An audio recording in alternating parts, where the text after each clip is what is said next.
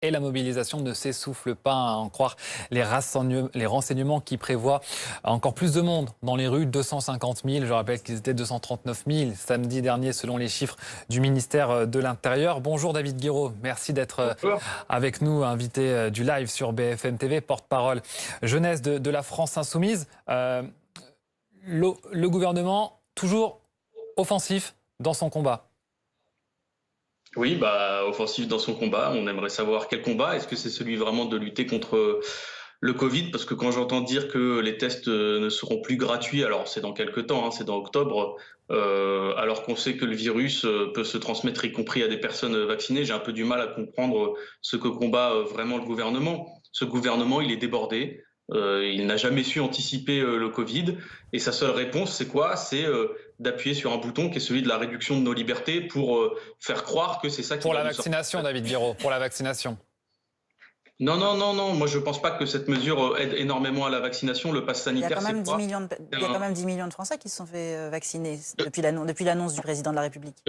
Oui, enfin, le pass sanitaire, c'est surtout le doublement. C'est quoi? C'est le doublement des premières doses pendant 15 jours. Voilà, c'est ça. Donc, pour l'instant, vous voyez bien que c'est en train de diminuer fortement. Donc, en fait, c'est le doublement des premières doses et des premières injections pendant 15 jours. C'est un résultat extrêmement médiocre au vu du nombre de libertés qu'on sacrifie. Je suis désolé, au bout d'un moment, il faut aussi faire le bénéfice-risque de ce genre de mesures. C'est pas étonnant si vous avez des gens aujourd'hui dans le pays qui se posent la question du bénéfice-risque démocratique de ce genre de mesures. Je pense qu'il faut Mais le le poser. bénéfice-risque sanitaire, il est important pour la vaccination. Mais moi, je suis pour la vaccination, vous savez. Je pense juste que la France est capable et est à la hauteur de pouvoir faire autrement qu'en réduisant ses libertés la vaccination. Il y a beaucoup de On choses à faire. s'interroge quand même parfois sur ce discours de ces responsables politiques comme vous qui disent on est pour la vaccination mais on n'est pas pour la façon de pousser le plus de Français le plus vite possible vers la vaccination. Vous comprenez bien qu'il y a urgence. Chaque jour, il y a des gens qui meurent, il y a des gens qui sont admis en service de soins intensifs, en réanimation. Il faut bien avancer à un moment. Mais est-ce que vous allez dire à l'Organisation mondiale de la santé qu'elle est irresponsable aussi? Parce que c'est ce qu'elle dit. Elle dit qu'il ne faut pas forcer les gens à ça, parce que vous avez des professionnels qui réfléchissent à ces questions de santé depuis longtemps, qui sont mobilisés sur d'autres pandémies, sur d'autres phénomènes sanitaires extrêmement complexes, qui sont tout aussi difficiles que les nôtres, je pense en Afrique, en Amérique du Sud ou autres, et qui vous disent que la vaccination, que les mesures forcées en matière sanitaire ne sont pas toujours la meilleure solution. Des fois, il faut forcer un peu, mais ce n'est pas toujours la meilleure solution. Et c'est juste que je pense que moi, j'ai confiance en mon pays, j'ai confiance en les Français, et je pense que les gens sont capables d'entendre un discours d'incitation. Et c'est pas dommage, 84% des hospitalisations pour Covid qui auraient pu être évitées?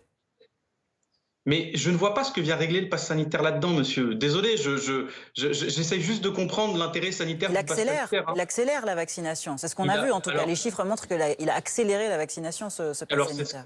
C'est effectivement ce qu'on me dit depuis des semaines. Il a accéléré, il a doublé pendant 15 jours la vaccination. Maintenant, la vaccination est en train de retomber. Donc désolé, ça ne va pas. Il a doublé pendant 15 jours les premières doses. C'est pas beaucoup. C'est pas beaucoup, pardon de vous le dire. C'est toujours mieux que rien, non?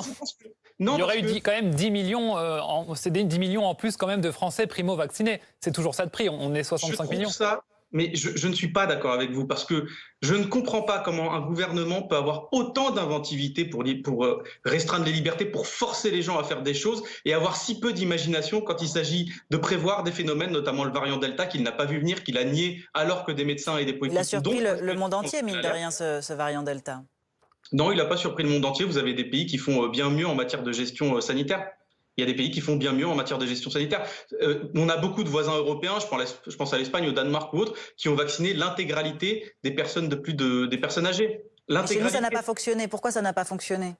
Alors, il y a deux réponses. Soit les Français sont des abrutis, soit c'est juste qu'en fait, le gouvernement s'y est mal pris. Je penche pour la deuxième option parce que je ne pense pas que les Français soient plus bêtes que les autres. Merci beaucoup David Guiraud d'avoir été notre invité en direct sur BFM TV. 12h30 sur BFM TV.